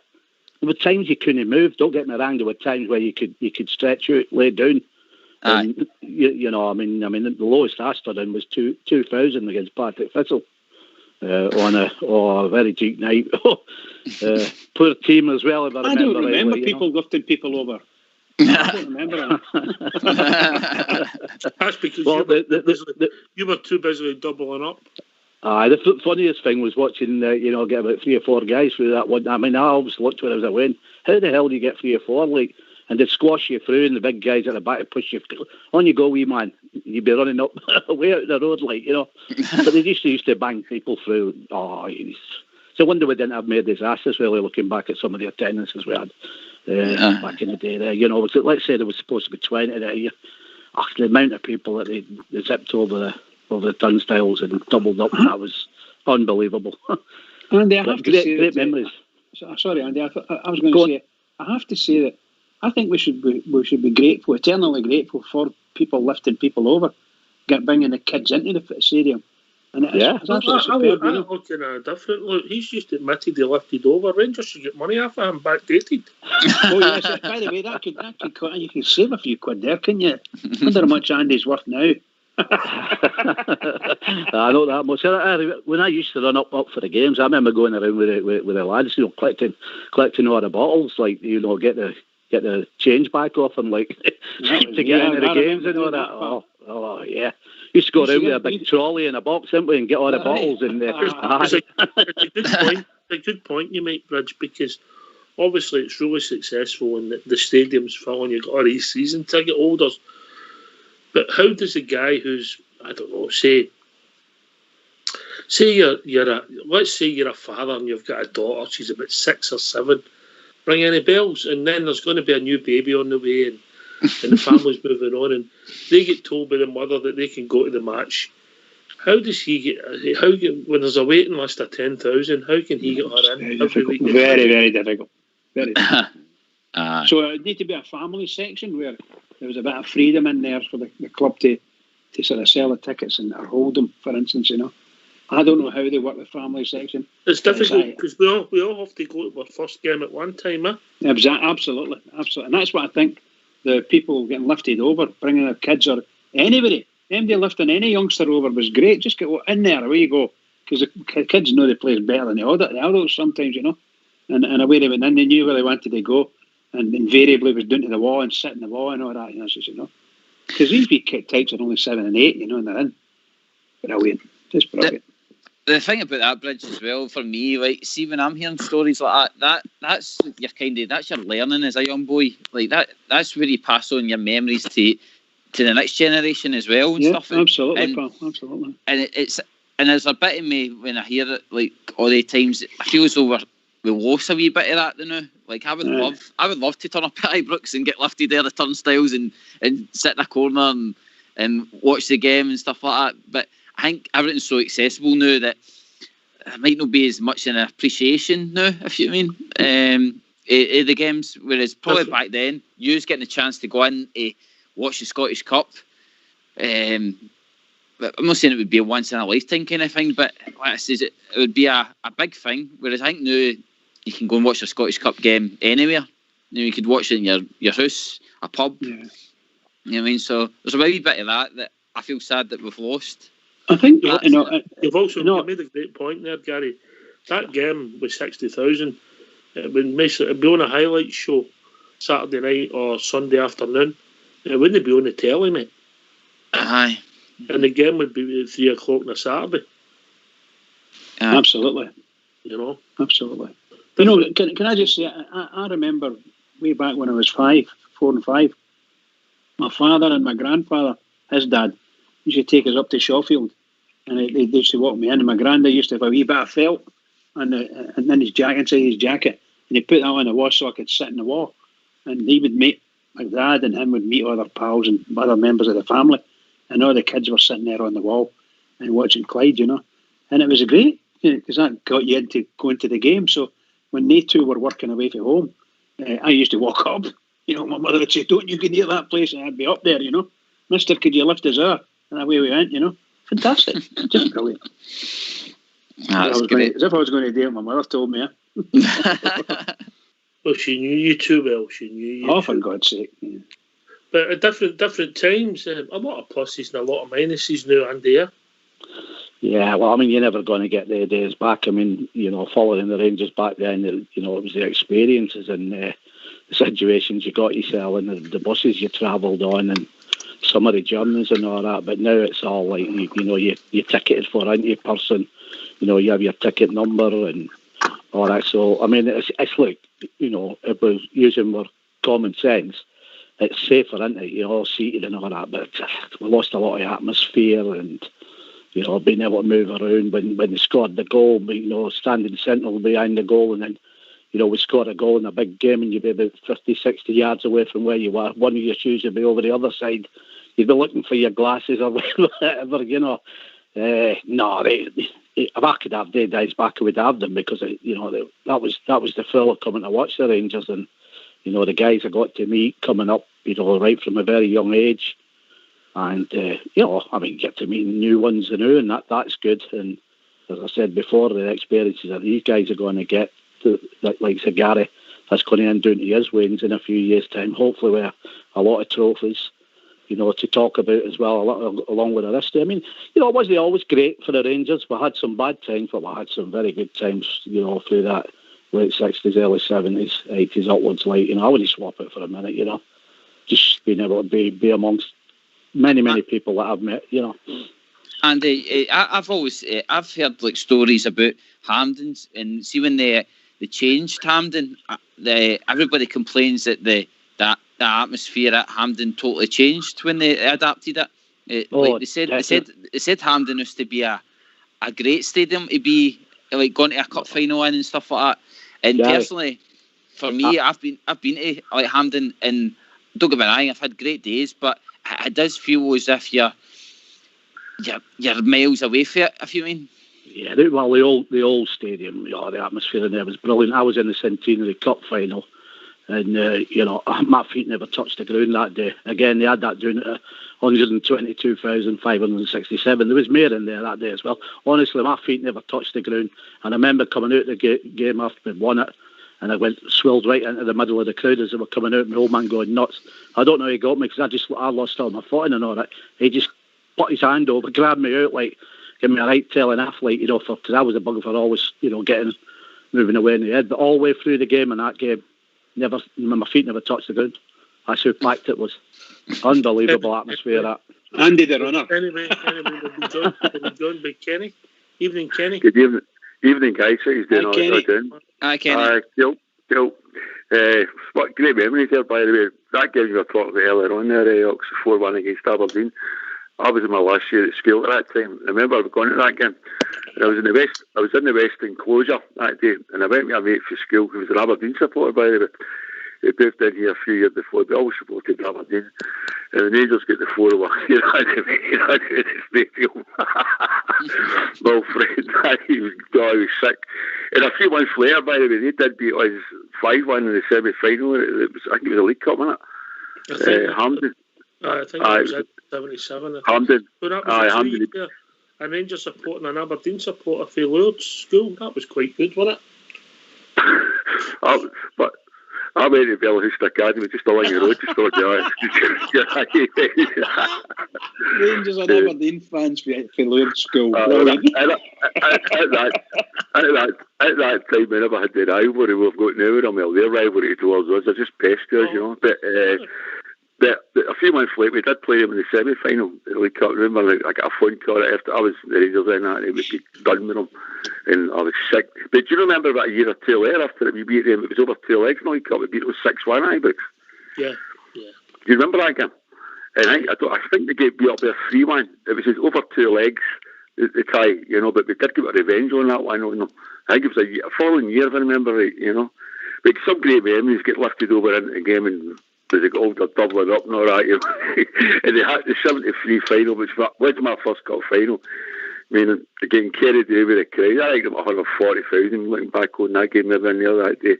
And the dust storm and the scores, I mean, you used to come out of the Rangers in black at Hampden back in.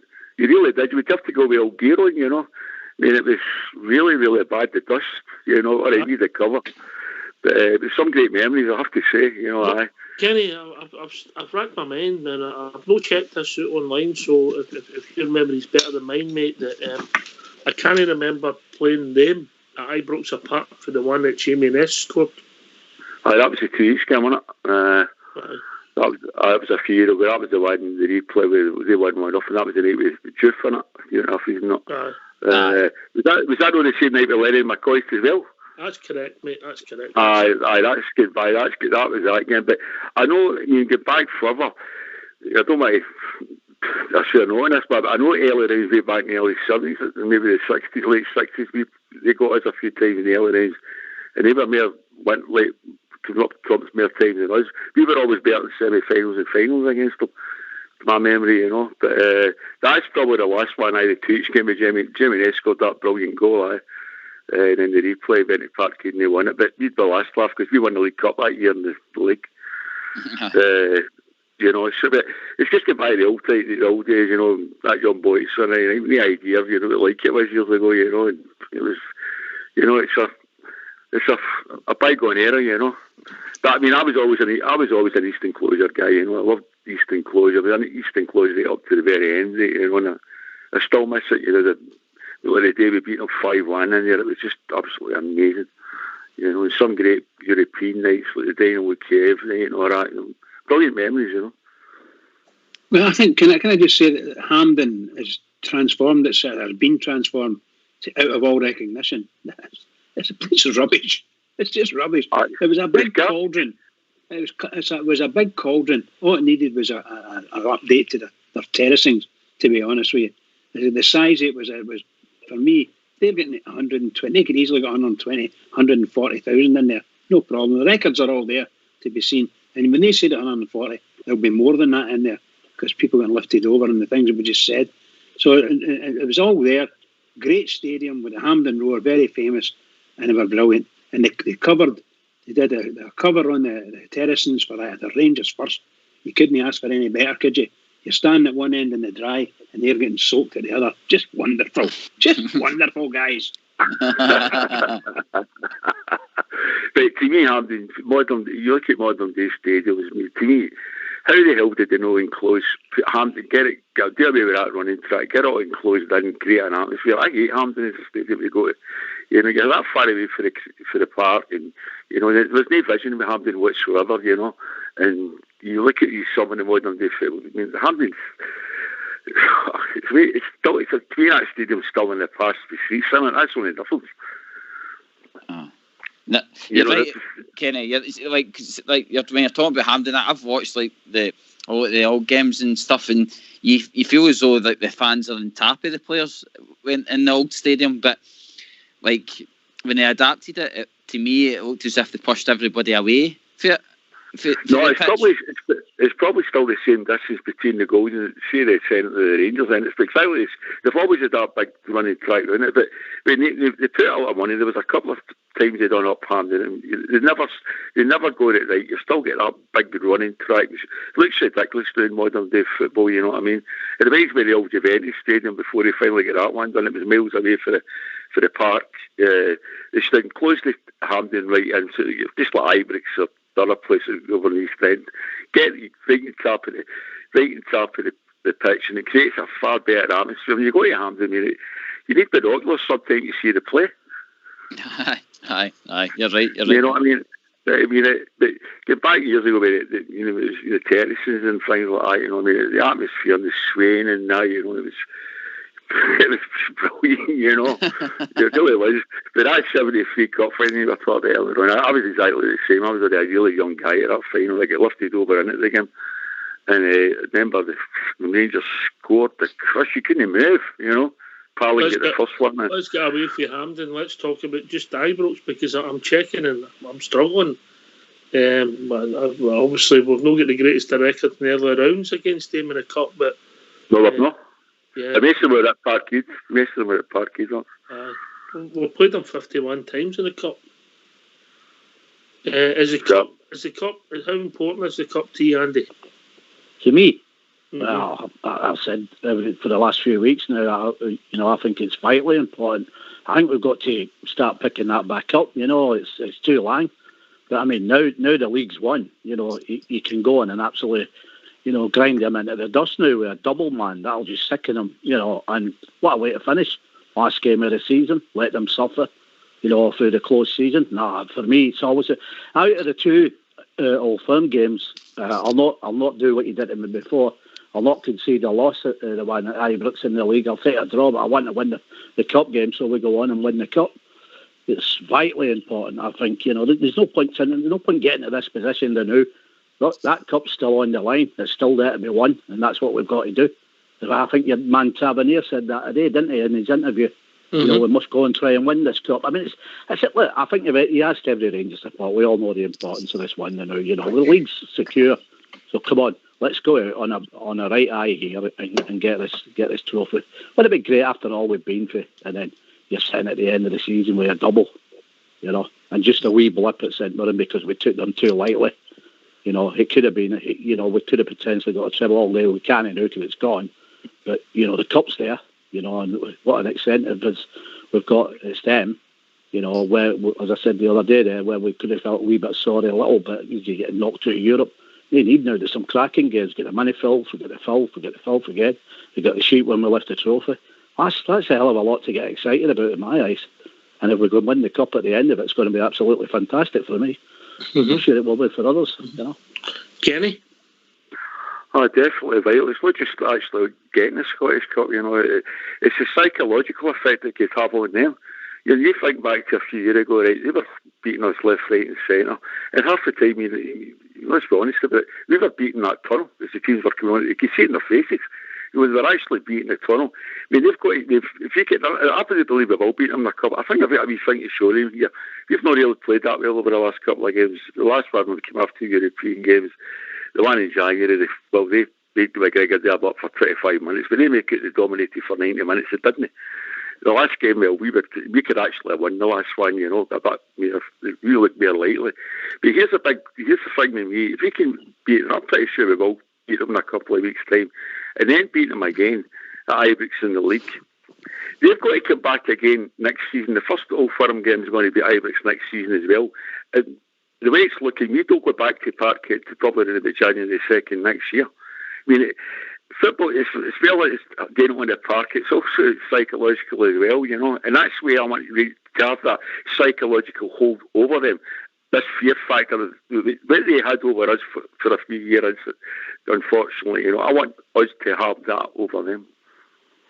I get it, but I'll ask you the same question again, and I'll get GB and Bridge in on this. At the start of the season, how important was the cup to you, Andy?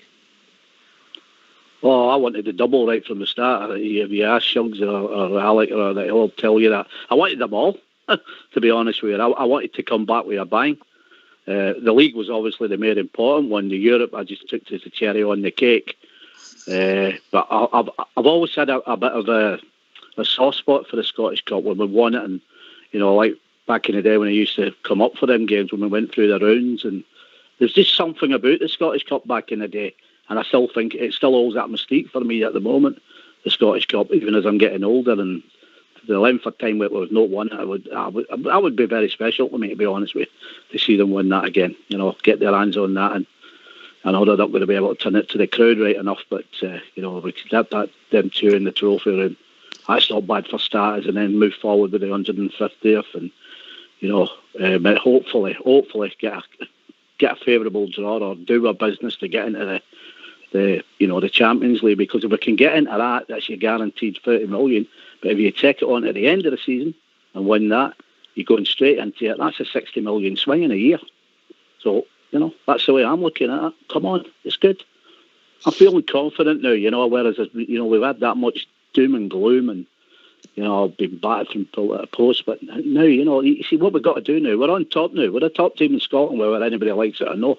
Now we've got to flex our muscles in certain places and let them know that we're back and we're going to stay back. All right, Kenny, same question. I totally agree with Andy saying there. It's winning the Cup. I phoned up the show back in November. I tipped them for the treble. The rights it probably should have been a treble, But I've got every confidence they will do the double. The Scottish Cup, I've always looked upon it as the second biggest prize in Scottish football.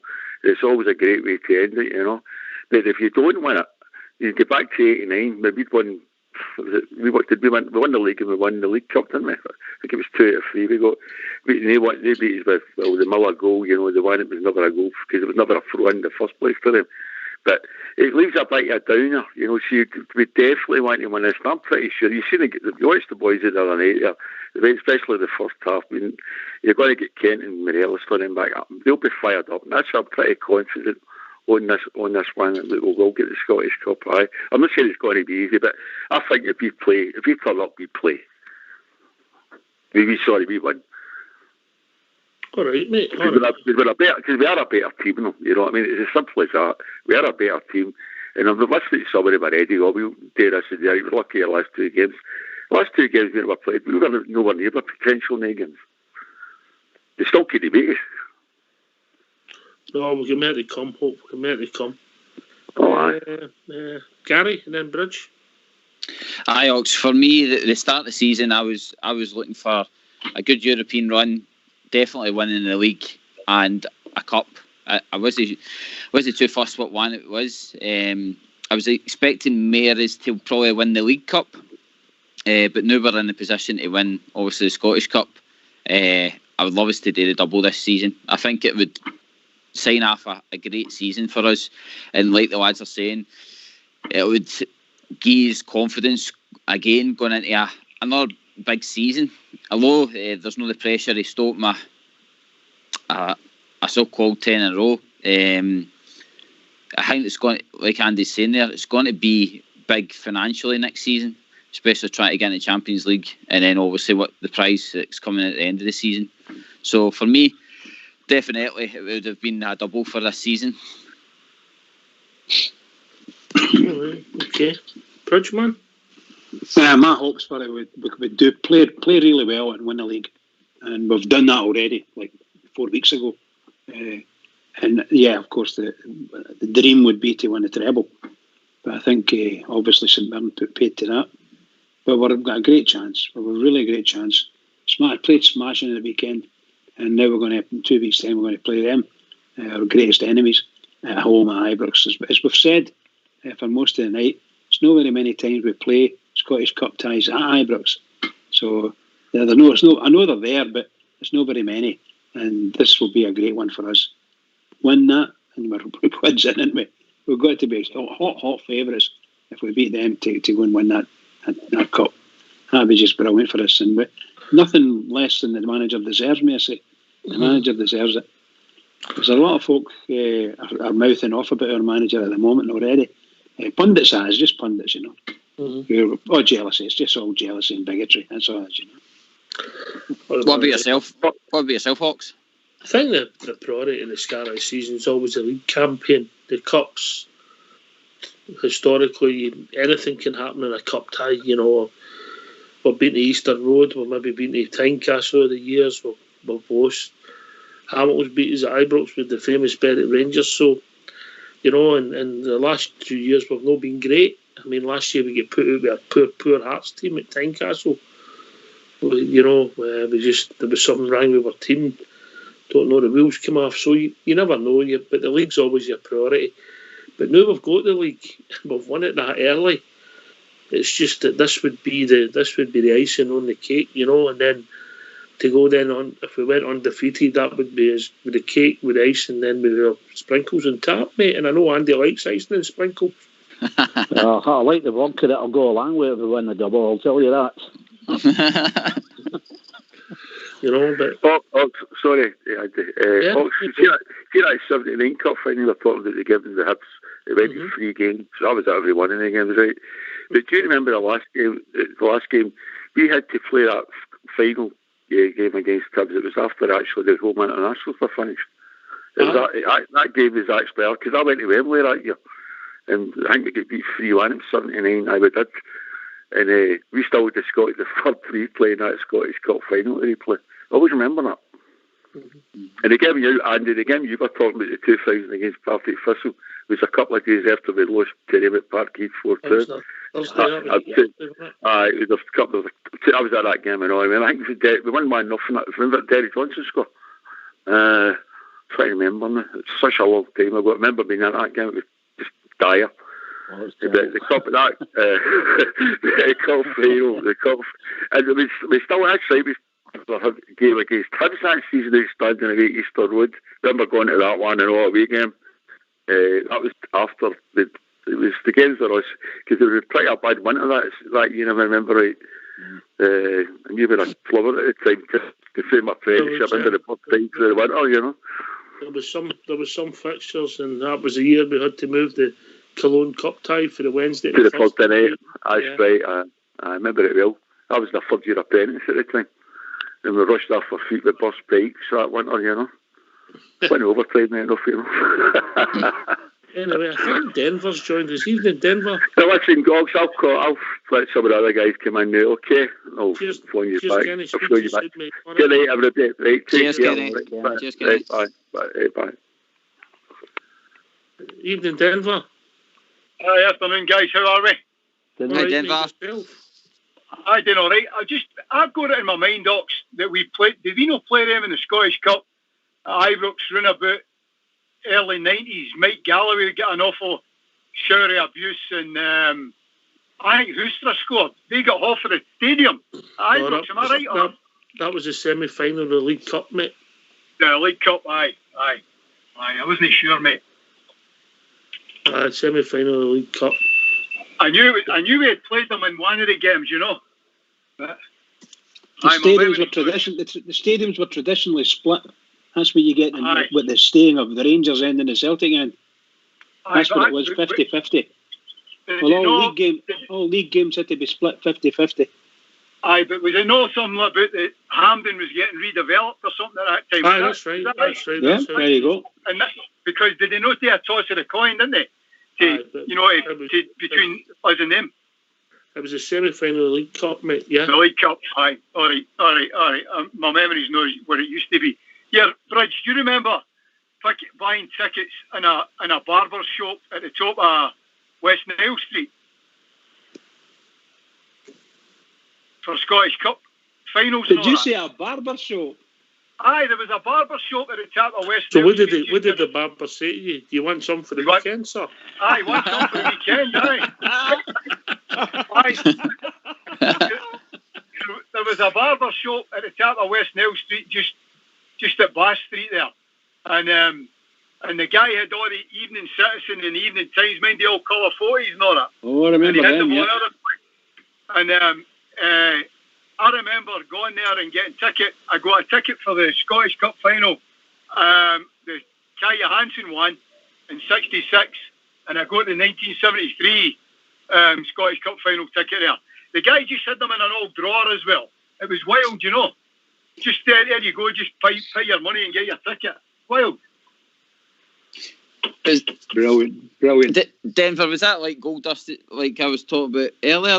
Was that like, were you excited about getting the tickets, or was it just that kind of... just excited about getting a haircut. Aye, I don't need one of them nowadays, I'll tell you. I got mine today. I got mine today, Denver. I got my haircut today. Good for you. I do mine every day in the shower. I'm good. Aye, you keep yours nice and short. Aye, you can't get much shorter than mine. That's what I mean, you keep it nice and short.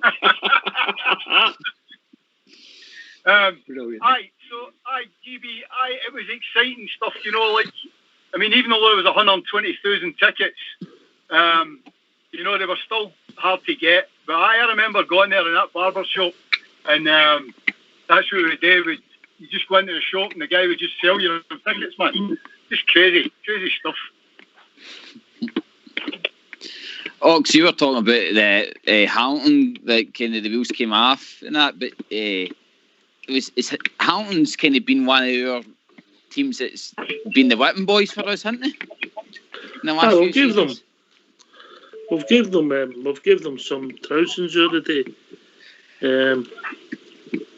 That probably compounded that game, I suppose, isn't it? That how we lost that game to them, considering the doings that we have gave them, especially in the Scottish Cup games, and we've gave them some heavy defeats. We have. I mean, but obviously they've got the famous game, and they were in the same league as us. They were bottom of the table, I think, right enough. But they beat us in 1987, and arguably people might say they cost us a treble. They knocked us out on the road to when we won the league under Souness. We'd already bagged the League Cup, but I think it was that result that maybe drove us on to win the league. So you'll never be able to answer that, mate. If we let them win that game, we might not have won the league, you know. So it's all. You know. But there's been some tremendous ties, but obviously you're drawn towards Hampden with the semi-finals and finals, Denver. But obviously we need to win at Ibrox to get to the semi-finals and finals, yeah. We lost Denver. I think we have. Andy, you've got to do the business. Oh, aye, and it's even when, or hopefully when we beat them in a couple of weeks' time, you know, you've got to make sure that you go on and do the professional job and make sure it's not just that one game you remember and get knocked out in the next round, or you've got to go on and get it. You know, a bit like what happened in the last one there when, like you said, 2 minutes to go and then we just went crazy and lost it, you know. So we must, you know, be mindful of, you know, getting this job done and then going on and getting even stronger, actually. And anybody that comes in with air, we draw at the hat, we're going to take them out, to the end goal being lifting the cup. Did we not, can I just there's something sticking in my mind. It might have been at the Periodome, right? Did we not play them in the quarterfinals of the Scottish Cup in 1970, get beat 3-1? We beat Forfar 7-0 in the third round, I think. And then we played them. There's something sticking in my head there. Might have played them at their place, but no at Ibrox, that's what I'm saying. Yeah, I couldn't mind whether it was at Ibrox. Nah, but I know they beat us 3-1. I think Alec McDonald got sent off that day or something, or he scored the goal one or the other day, right enough. But round about that time, I remember, I wondered if that was it. Well, I know it was a Scottish Cup game because they knocked us out, obviously. But yeah, just getting on and doing the job like there in the Scottish Cup, yeah. Got like you say. No, you don't want to be looking round at any round with, the next round is them. Let's get them sorted. And then we'll worry about whether it's St. John, well, probably St. Johnstone. The game that Denver's talking about was in September 1993. A Haley tap-in for a Geraint cross from memory, and I think Hoostra gets sent off for us, and we beat them with 10 men, and the stadium was split down the middle. They had the Govan stand, Gary, and the Celtic end, and we had the main stand, the enclosure, and the club deck, and the Rangers end, yeah. So, and was that the way it was then, that you just got half and half? No, it was because Hampden was getting done up. It should have been at Hampden. Right. All right. I get that. Yeah. Do you think that, Ox, the home draw for us is going to help us? Do you think that's going to be a help? We've got a better record against them at Ibrox than we've got at Parkhead, so history says yes, but I don't know with the lack of crowd. Bridge? What was that about the lack of crowd there, he said, Ox, yeah? Well, Gary said the question that Gary asked you. It was basically, Bridgeman, I was saying that, do you think with us getting a home draw that is going to help us?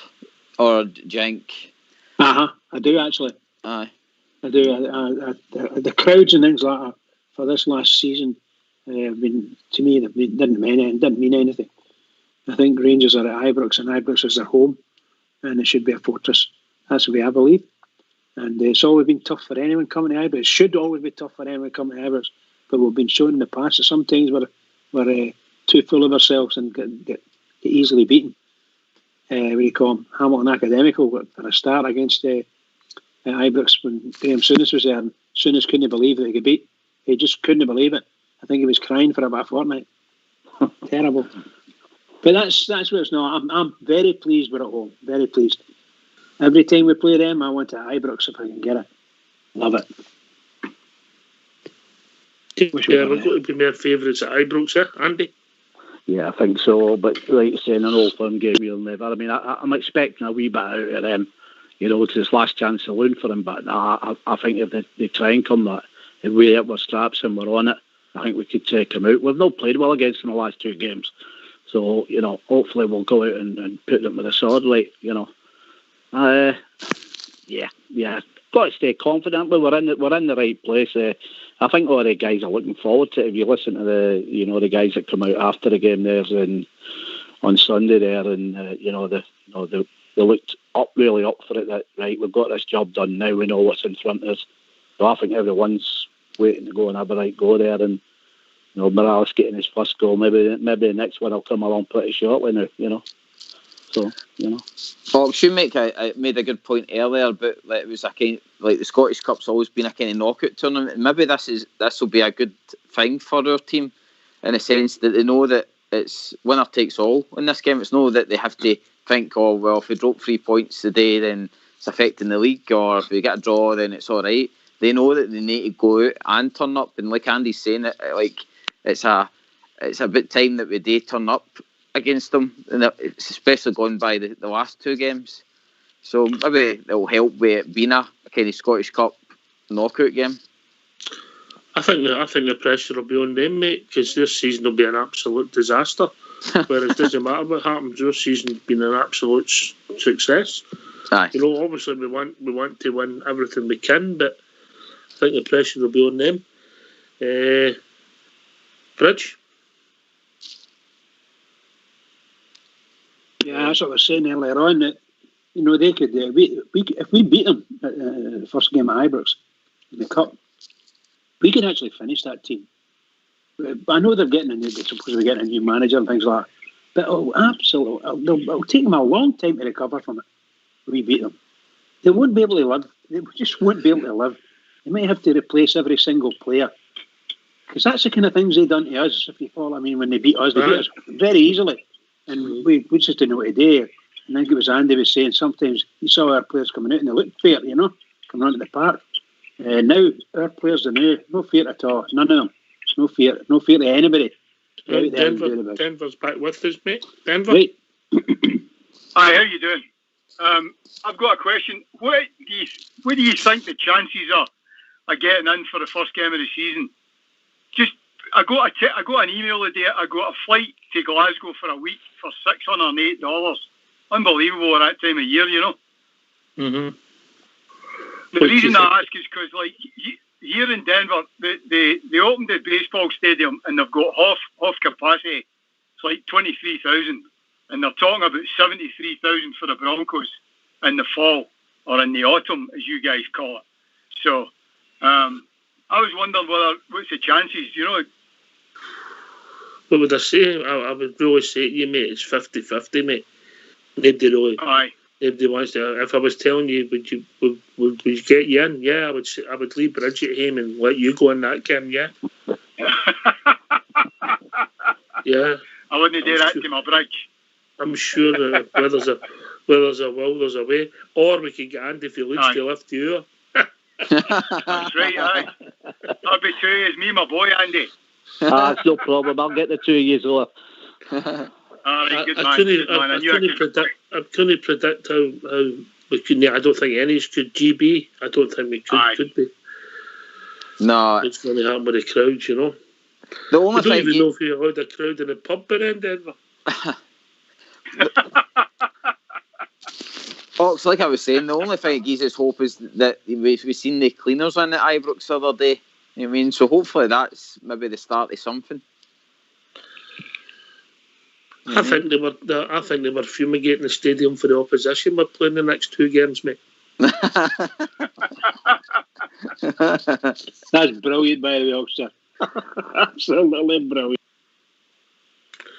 Because I saw that they were talking about letting some in for the Euros.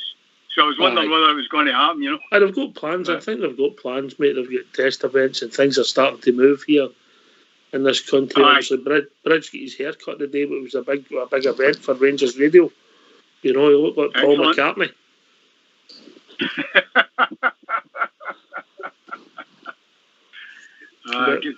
We'll keep you informed, Denver, anything that comes up, and obviously if the drill, if people are allowed in, much appreciated. Because I couldn't believe that, because it's normally about $1,300 to fly in July and August, and I got this email this morning, $608, man. That's unbelievable, Right, so, and I don't think my sister's going to put up with me for a week right enough. That's the problem. Oh well. We can sort that out as well. Well, gentlemen. JFK will get. JFK will put you up. It's been a walk down memory lane. Denver, always great to hear from you, mate. And you guys, thanks a lot, guys. Andy, pleasure as always, mate. No problem. And GB, before we go to Bridge. Brilliant again, Ox. Brilliant interview with Lizzie the night, and thanks again for all the memories. Aye, what a lady! What a lady she was, and great fun off and on there. And all became across how dedicated and professional the young lady was. What about you, Bridge? Well, what can I say? It was a marvellous night, by the way. Absolutely superb night. Good memories, good chat. Again, well done to yourself. Well done to Fox and Terry. Well done indeed. Really, really brilliant. Well done to my partner in crime there, Gary. Well done, pal. Every single one of us, please. All the Rangers fans all over the world, especially the Rangers fans on here on Rangers Radio, every single one of us. I'm so excited about these games coming up. I don't know how many sleeps I've got. Don't know how many. We play Hibs at the weekend. That's all I want to know. Never mind. Everybody keep it going for the Rangers. You'll get 5 sleeps and 6 naps before you get to that. Excellent. I'm happy with that. That's good. That'll keep me going anyway. So everybody, keep it going for the Rangers, please, because the Rangers really need us. Keep it going. Cheers, Bridge. Cheers, GB. Thanks to Kenny, Andy and Denver for joining us. Thanks to Fox and Old School Blue. Lizzie Arnott, who joined us earlier. It was a pleasure speaking to her. Congratulations to James Tavernier and his new contract. This has been Rangers Radio. We'll be back tomorrow night between 8 and 10 talking about all things Rangers. We'll be joined by the one and only Linda. Thanks for listening. Please stay safe. Take it away. Old School Blue.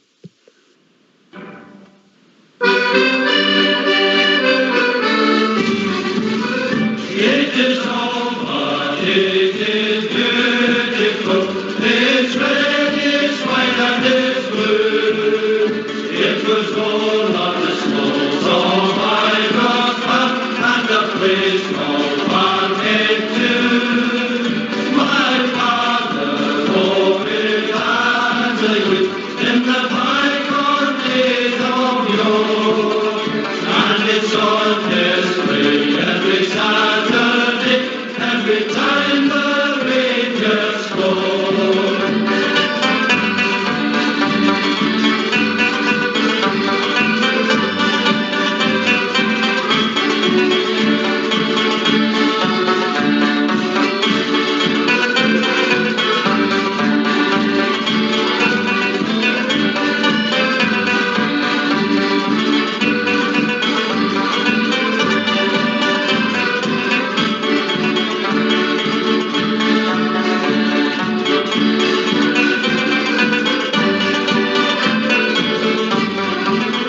It is over, it is beautiful, it's red, it's white and it's blue. It was rolled on the slopes of Iroquois and the place called